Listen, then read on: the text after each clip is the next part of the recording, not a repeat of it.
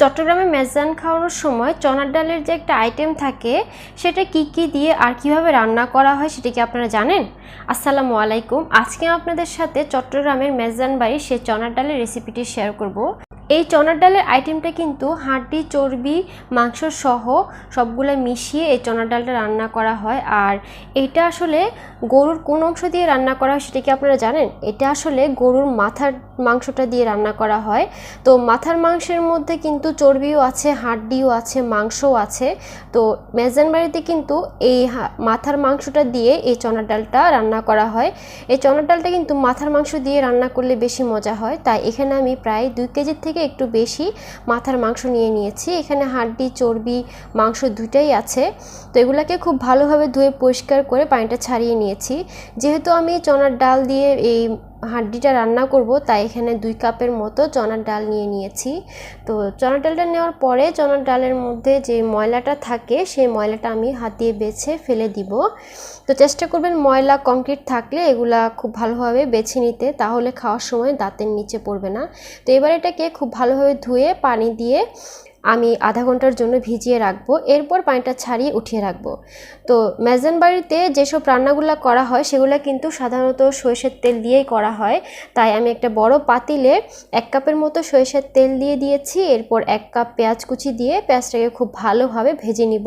তো আপনারা যারা চাটগাঁয়ে আছেন তারা হয়তো জানেন যে মেজবান বাড়ির রান্নাগুলো কতটা টেস্টি হয়। এটার পিছনে কিন্তু বাবুর্চিদের একটা সিক্রেট রেসিপি থাকে, সেটা কিন্তু সবাইকে তারা বলে না। তো আমি চেষ্টা করব আজকে মেজবান বাড়ির সেই বাবুর্চিদের মতো করে আজকের এই চনার ডালটা রান্না করে দেখানোর জন্য। তো এখানে আমার কিন্তু পেঁয়াজটা প্রায় ভাজা হয়ে এসেছে। এবার আমি দিয়ে দিব আদা ও রসুন বাটা। তো প্রথমে এখানে আমি 2 টেবিল চামচের মতো দিয়ে দিব রসুন বাটা।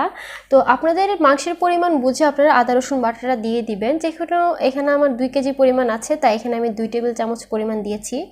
এরপর আদা বাটা দিয়ে দিব 3 টেবিল চামচ পরিমাণ। আপনারা জানেন হয়তো যে গরুর মাংস রান্নার সময় আদার পরিমাণটা একটু বেশি লাগে, যেন আদাটা খুব সহজে সিদ্ধ হয়ে যায়।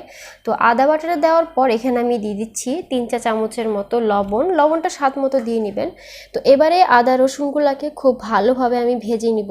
তো যে কোনো রান্নার সময় আদা রসুনটাকে খুব ভালোভাবে ভেজে নিলে রান্নার টেস্টটাও ভালো হয়। আর তরকারি থেকে কিন্তু আদা রসুনের কাঁচা গন্ধটা থাকে না। তাই চেষ্টা করবেন আদা রসুনটাকে খুব ভালোভাবে ভেজে তারপরে রান্নাটা শুরু করতে। তো আমি প্রথমে আদা রসুনটাকে খুব ভালোভাবে ভেজে নিচ্ছি যতক্ষণ না পর্যন্ত আদা রসুনের গায়ের থেকে তেলটা ছেড়ে আসছে আর পানিটা খুব ভালোভাবে শুকিয়ে যাচ্ছে। তো আমার আদা রসুনটা কিন্তু খুব ভালোভাবে ভাজা হয়ে গিয়েছে, দেখেই বুঝতে পারছেন হয়তো যে তেলটা ছেড়ে দিয়েছে। এই পর্যায়ে আমি এর মধ্যে দিয়ে দিব 2 চা চামচের মতো হলুদের গুঁড়া। হলুদটা দিয়ে আমি তেলের সাথে একটু মিশিয়ে নিব। এরপর দিয়ে দিব মরিচের গুঁড়া। আমি যখন গুঁড়া মশলাগুলো দিব তখন কিন্তু চুলার জালটা একদম লো করে দিতে হবে, তা না হলে কিন্তু গুঁড়া মশলাগুলো পুড়ে যাবে। তো মরিচটা দিয়েও আমি আবারও তেলের সাথে একটু মিশিয়ে নিয়েছি। এরপরে দিয়ে দিব গরম মশলার গুঁড়া। কিছুদিন আগে আমি একটা গরম মশলার রেসিপি আপনাদের সাথে শেয়ার করেছিলাম, সেই গরম মশলাটাই আমি এখানে 3 টেবিল চামচ পরিমাণ দিয়ে দিচ্ছি। তো আপনারা চাইলে কিন্তু এই গরম মশলার রেসিপিটা আমার ইউটিউব চ্যানেলে দেখে নিতে পারেন, আমি লিঙ্কটা ডেসক্রিপশন বক্সে দিয়ে দিব। তো এই গরম মশলাটা দেওয়ার পর কিন্তু অন্যান্য কোনো মশলা দিতে হবে না, জিরার গুঁড়া, ধনিয়ার গুঁড়া, অন্য কোনো গরম মশলা দিতে হবে না। তো এটা দিলেই হবে। তো এই মশলাটা দিয়ে আমি এর মধ্যে পরিমাণ মতো পানি দিয়ে এই মশলাটাকে খুব ভালোভাবে কষিয়ে নিব। আমি 1.5 কাপের মতো পানি দিয়ে এই মশলাটাকে ঢাকনা দিয়ে ঢেকে দিব খুব ভালোভাবে কষানোর জন্য। তো এই পানিটা যতক্ষণ না পর্যন্ত শুকিয়ে যায় ততক্ষণ না পর্যন্ত খুব ভালোভাবে কষিয়ে নিতে হবে। তো এখন কিন্তু আমার মশলাটা খুব ভালোভাবে কষানো হয়ে গিয়েছে, মশলার পানিটাও কিন্তু শুকিয়ে এসেছে, উপরে কিন্তু তেলটাও ভেসে এসেছে।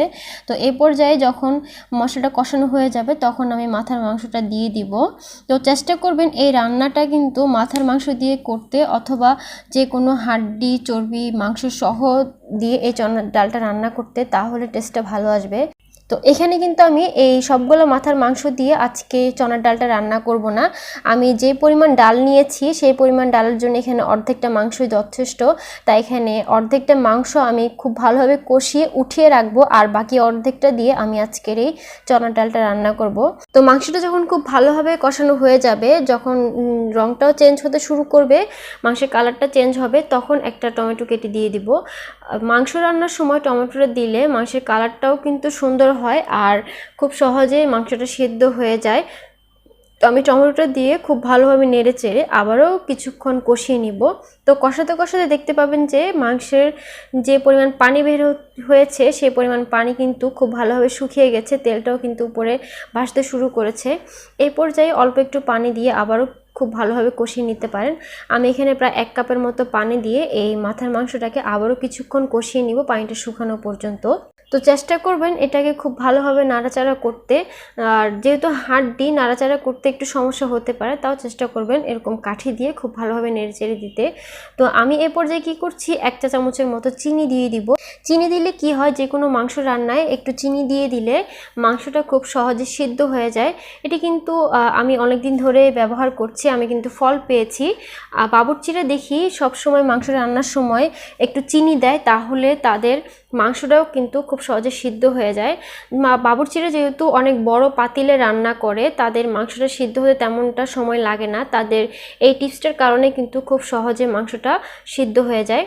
তো আমার মাংসটা কিন্তু অনেকটা সিদ্ধ হয়ে গিয়েছে, কষানো হয়ে গিয়েছে, আমি চেক করে দেখেছি। এই পর্যায়ে যখন মাংসটা সিদ্ধ হয়ে যাবে তখন আমি এর মধ্যে থেকে অর্ধেকটা মাংস আলাদা করে উঠিয়ে রাখবো, আর বাকি অর্ধেকটা দিয়ে আজকে চনার ডালটা রান্না করব। অবশ্যই মাংসটাকে প্রথম পর্যায়ে খুব ভালোভাবে সিদ্ধ করে নিতে হবে, কারণ চনার ডালটা দেওয়ার পর কিছুক্ষণের মধ্যে কিন্তু চনার ডালটা সিদ্ধ হয়ে যাবে। তো আমি অর্ধেকটা মাংস উঠিয়ে নিয়ে আর বাকি যে অর্ধেকটা মাংস রয়েছে সেই অর্ধেকটা মাংসের মধ্যে সেই বুটের ডালটা আমি দিয়ে দিব। তো বুটের ডালটা কিন্তু আধা ঘন্টা ভিজিয়ে রাখার পর আমি পানি থেকে উঠিয়ে পানিটা ছাড়িয়ে একটা সাইডে রেখে দিয়েছিলাম, আর সেই বুটটাই কিন্তু দিয়ে খুব ভালোভাবে কষিয়ে নিচ্ছি। তো বুটের ডালটা কষিয়ে নেওয়ার পর আমি এর মধ্যে পানি দিয়ে দিব। বুটের ডালটা সিদ্ধ হতে যতটুকু পানি লাগে আমি একেবারে সবগুলা পানি দিয়ে দিয়েছি। তো আমার বুটের ডাল দেওয়ার পরে কিন্তু খুব সহজে সিদ্ধ হয়ে গিয়েছে। যেহেতু আমি চিনি দিয়েছি তাই অনেক সহজেই অনেক তাড়াতাড়ি কিন্তু এই ডালটা সিদ্ধ হয়ে গিয়েছে। তো আমি এত পানি রাখবো না, আমি আরেকটু ঘন করে এই ডালটাকে নামাবো, তাই চুলার জালটা একদম হাই করে দিয়ে আমি আরও কিছুক্ষণ জাল করে নিব। তো আমার ডালটা কিন্তু তৈরি হয়ে গিয়েছে, পানিটাও কিন্তু আর একটু শুকিয়ে গেছে, আর ডালটাও কিন্তু সিদ্ধ হয়ে এসেছে। আর এই পর্যায়ে কিন্তু আমি চুলা থেকে নামিয়ে নিয়েছি। দেখুন আমার ডালটা কিন্তু একদম পারফেক্টভাবে হয়ে গিয়েছে, ঘনও হয়েছে, আর মাংসটাও কিন্তু খুব ভালোভাবে সিদ্ধ হয়েছে। তো এবার আমি গরম গরম সার্ভ করে নিচ্ছি। তো চট্টগ্রামে মেজবানের যখন খাওয়ানো হয় তখন এই চনার ডালটা কিন্তু অনেক ফেমাস থাকে। অন্যান্য আইটেমের সাথে কিন্তু এই চনার ডালটাও কিন্তু অনেক চলে, সবাই এই চনার ডালটাই খুব পছন্দ করে। তো এই চনার ডালটা যে মাথার মাংস দিয়ে শুধুমাত্র রান্না করা হয় তা কিন্তু না, অন্যান্য গরুর অন্যান্য যে হাড্ডি টাড্ডি থাকে সেগুলোও কিন্তু সাথে দেওয়া হয়। তো আপনারাও কিন্তু মাথার মাংস কিংবা অন্যান্য হাড্ডি দিয়ে এই চনার ডালটা একবার হলেও ট্রাই করে দেখবেন, আশা করছি আপনাদের অনেক ভালো লাগবে। তো আমার ভিডিওটি ভালো লাগলে ভিডিওতে একটা লাইক কমেন্ট শেয়ার করে দিবেন, আর আমার চ্যানেলটি সাবস্ক্রাইব করে সাথেই থাকবেন। সাথে আমার ফেসবুক পেজটাও কিন্তু ফলো করতে ভুলবেন না। আজ এখানেই বিদায় নিচ্ছি, আবার দেখা হবে নতুন কোনো রেসিপি নিয়ে। আল্লাহ হাফেজ।